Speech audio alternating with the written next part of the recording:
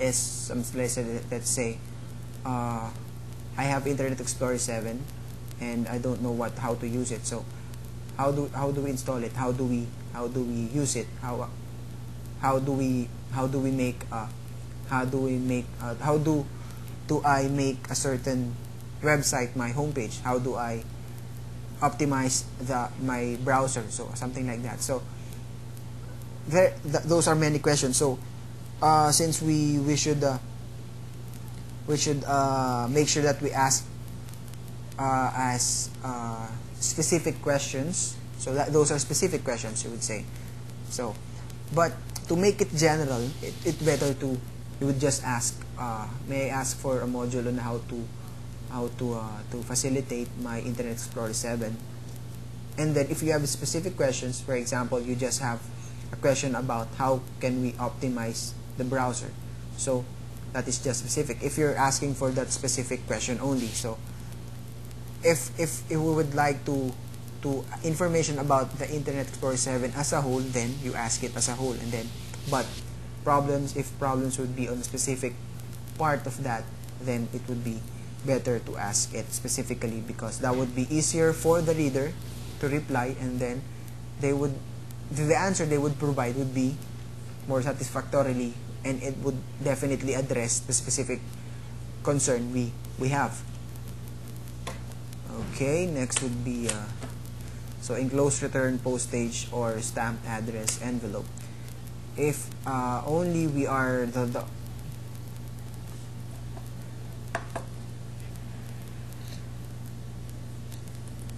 okay, there you go. Let me just delete that one for you.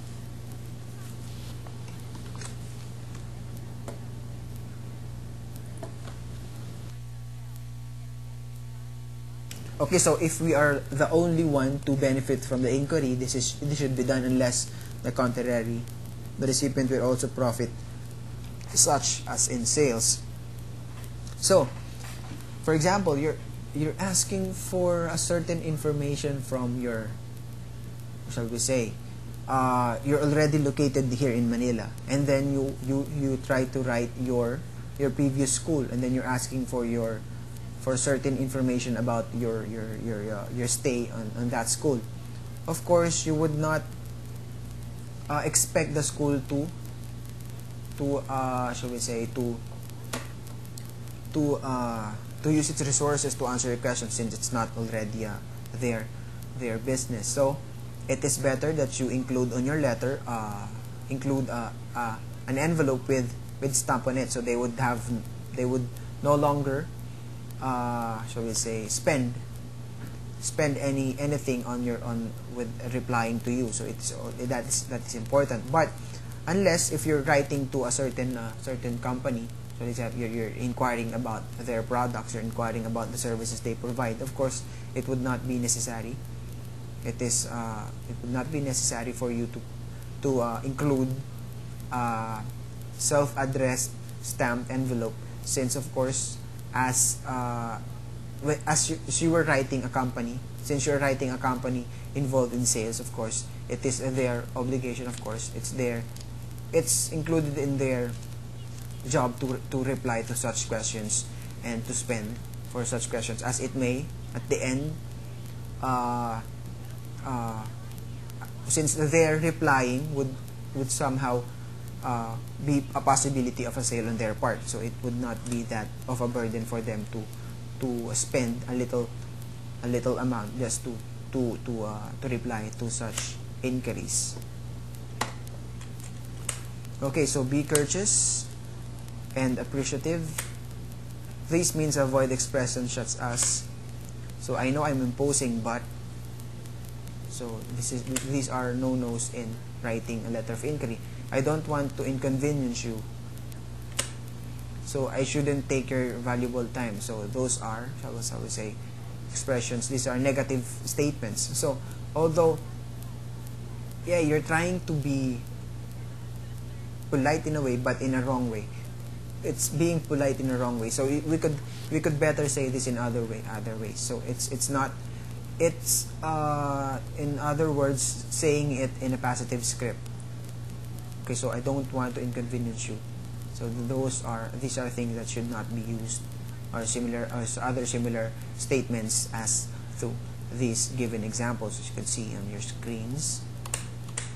Okay, so expressions like those given will only give the reader an excuse not to do what we want from him. For example, so yes, that's an excuse. So because you're trying to make justification for them not to do, not to reply for your to your inquiries. Okay, so here's a good example. I can certainly appreciate the information you can give us. We shall be grateful for this special service. Many thanks.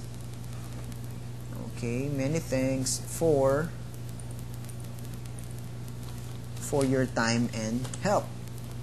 So this would be a good ending on your letter of inquiry. So it's polite, okay, and it's appreciative. Okay, so instead of saying those things, we have seen a while ago. I know I'm posing. I don't want to inconvenience you. I shouldn't take your valuable time. This would be a better script. Okay, so as just like what we've on my previous discussion, I was unable to show you examples here, but of course examples will be given on your portal, so you can check your portals one in a while. I would be posting there some samples of letter of inquiry. Okay, now so going on to letter of response. Okay, so also known as the letters of acknowledgement or response. It provides an opportunity to build goodwill, friendship, and perhaps turn letters of request for information into orders, then of course sales. And as I've said a while ago, so if there's a letter of inquiry, there should be a letter of response. So as an answer to the letter of inquiries a while ago, so we have letter of response here. So as we have said, responding to a letter of inquiry would somehow build, as you can see here, goodwill, friendship among your recipient. Of course, perhaps the letters of request for information into orders, and then go into sales.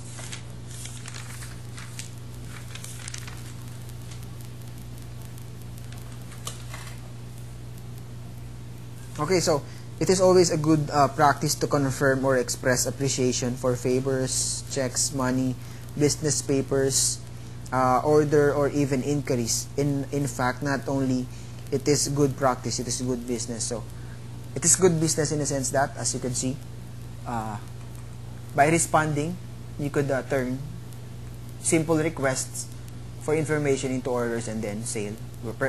Eventually, that would do good on your business.